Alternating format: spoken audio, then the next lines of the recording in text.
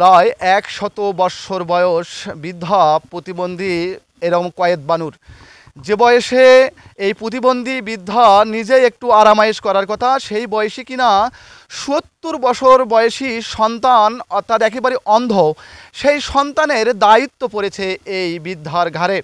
দর্শক, রয়েছি গাইবান্ধার পলাশবাড়ি উপজেলার কিশোরগাড়ি ইউনিয়নের যে কাশিয়াবাড়ি গ্রাম, সেই কাশিয়াবাড়ি গ্রামে আমরা এখানে আসার পর আমরা যেটি জানলাম, এই বৃদ্ধা এবং তার এই ৭০ বছর বয়সী যে সন্তান অর্থাৎ অন্ধ সন্তান, তারা কিন্তু এরকম রাস্তায় রাস্তায় পড়ে থাকতো। তো এক সময় স্থানীয় একটি সংগঠন কিন্তু সংগঠনের যখন আসলে নজরে আসে এবং তারপর তাদেরকে কিন্তু সেখান থেকে উদ্ধার করে তাদের যথাযথভাবে তাদের যে চিকিৎসা, সেই চিকিৎসা করার পরে এরকম কিন্তু তাদের জন্য কিন্তু একটি ঘর কিন্তু তারা কিন্তু করে দিয়েছেন। তো আমরা একটু কথা বলবো, আসলে এই যে এই বৃদ্ধাকে আসলে আপনারা কোথায় পেয়েছিলেন? আমরা এই বৃদ্ধাকে পেয়েছিলাম ২০২১ সালে। আমাদের ইউনিয়ন পরিষদ আছে, ইউনিয়ন পরিষদের ভবনের সামনে শীতের মাঝে পেয়েছিলাম আমরা, কনকনা শীতের মাঝে। তারা ওখানে একটা গাছতলায় শুয়েছিল, আমরা ওখান থেকে তাদেরকে নিয়ে যাচ্ছি। তাদেরকে দেখাশোনা আমাদের তামিম মিডিয়া আমরা সবসময় করে থাকি।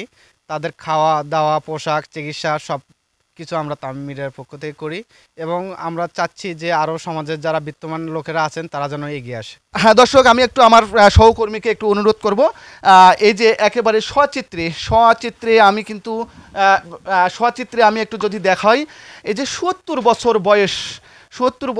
বছর বয়স কিন্তু হ্যাঁ এই সন্তানের, এবং এই যে মা যে বয়সে আসলে এই মা আসলে একটু বিশ্রাম নেওয়ার কথা, সেই বয়সী কিনা এরকম ৭০ বছর বয়সে এরকম সন্তানের দায়িত্ব কিন্তু সে নিয়েছেন। আমরা একটু কথা বলবো এই এলাকারই একজন মানুষ।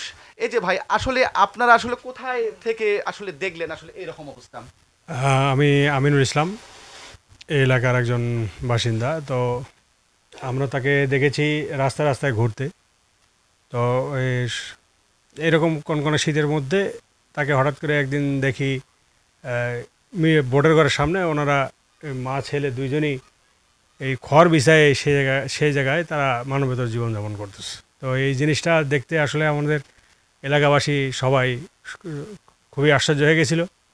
তখন তামিম মিডিয়া, এখানে আমাদের স্থানীয় একটা মিডিয়া আর কি, তো ওরা এই জিনিসটাকে দেখে ওরা নিজেরাই এই দায়িত্ব নিয়ে নিল আর কি। তো তারপর থেকেই ওরা ভালো একটা স্থানে অবস্থান করতেছে। এটা আমাদের জন্য খুবই ভালো একটা দিক আমরা প্রকাশ পেয়েছি আমাদের কাছ থেকে। এই মা এবং সন্তানের দায়িত্ব নিয়েছেন এক প্রকার স্থানীয় যে তামিম মিডিয়া, সেই তামিম মিডিয়ার যারা কর্ণধার তারা দর্শক, এবং তারপর থেকে কিন্তু মোটামুটিভাবে সুস্থ রয়েছে এবং আমরা কিন্তু এলাকাবাসীর সঙ্গে কথা বলেছি এবং তারাও কিন্তু বলছেন। তো আমরা একটু কথা বলবো তামিম মিডিয়ার যিনি স্বত্বাধিকারী এখানে রয়েছেন। এই যে ভাই, আসলে কোথায় থেকে কি হলো, কোথায় পাইলেন আপনারা এনাদেরকে? আচ্ছা, প্রথমে আমরা এই বৃদ্ধ মা ছেলেকে আমাদের ইউনিয়ন ভবনের সামনে একটা গাছতলার নিচে, মানে কনকনে শীতের মাঝে শুধু একটা কম্বল গায়ে দিয়ে শুয়েছিল। তো তারপরে আমরা আমাদের তামিম মিডিয়ার যারা আছে আমরা সকলেই তাদের জন্য একটা ভালো থাকার ব্যবস্থা করি। অন্যের একটা জায়গায় ঘর নির্মাণ করে দেই, সেখানে টিউবওয়েল বাথরুম স্থাপন করে দেই। তো তারা সেখানেই কিছুদিন ছিল। তো থাকার পরে তার যে জায়গা, তিনি বললো যে এনাদেরকে ওখানে নিয়ে যাও। তো এখান থেকে নিয়ে এসে আমরা আরও এক জায়গায় রাখছিলাম, তো ওখানেও তাদের জায়গা হয়নি। পরবর্তীতে আমরা এখন যেখানে অবস্থান করতেছে আমরা এখানে নিয়ে আসছি। তাদের এখানে টিউবওয়েল, বাথরুম বা তাদের রান্নাঘর, তাদের থাকার জন্য একটা ভালো পরিবেশ, এই যে ঘরে মানে বিদ্যুৎ দিছি, সব কিছু মিলাই আমরা তাদের থাকার জন্য একটা ভালো একটা পরিবেশ তৈরি করে দিছি।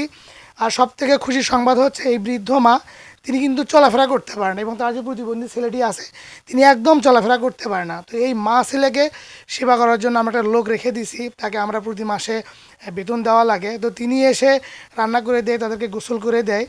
তো এইভাবে এই বৃদ্ধ মা ছেলে এখন পর্যন্ত ভালো আছে। তো আসলে এইটা তেমন তাদের জন্য যদি আরও বাহির যদি সমাজে যদি বিত্তবান লোক বা দেশে এবং দেশের বাইরে যদি কোনো বিত্তবান লোক তাদের নিয়মিত খোঁজখবর রাখে, তাদের খাবার, চিকিৎসা তাদের যদি দায়ভার বহন করে, তাহলে মনে হয় যে আমাদের থেকে এই মানুষগুলো তাদেরকে ভালো রাখতে পারবে।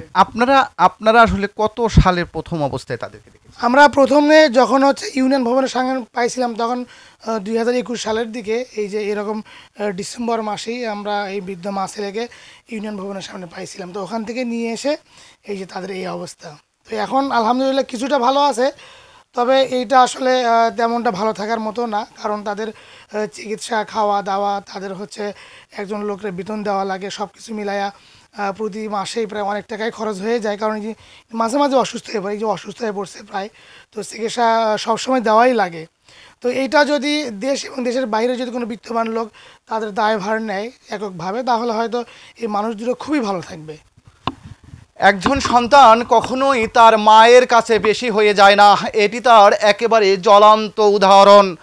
অর্থাৎ আমরা রয়েছি যে কাশিয়াবাড়ি গ্রামের, সেই কাশিয়াবাড়ি গ্রামে কিন্তু আমরা 2021 সাল থেকে কিছুক্ষণ আগে আমরা যাদের সঙ্গে কথা বললাম, তারাও কিন্তু বলল যে 2021 সালে প্রথম তাদেরকে দেখার পর তারা এরকম কিন্তু যতটুকু দায়িত্ব তারা আসলে পালন করছেন, এবং তারা কিন্তু বলছেন যে সমাজের যারা বিত্তশালী মানুষ রয়েছেন তারাও যেন একটু সহযোগিতার জন্য এগিয়ে আসেন, তাহলে হয়তোবা এই ৭০ বছরের যে বৃদ্ধা সন্তান এবং এই যে প্রায় 100 বৎসর যে 100 বৎসর বয়সে যে মা, তারা হয়তোবা একটু ভালো থাকতে পারবে। গাইবান্ধার পলাশবাড়ির কাশিয়াবাড়ি এলাকা থেকে রবিউল ইসলাম, সময়ের কণ্ঠস্বর।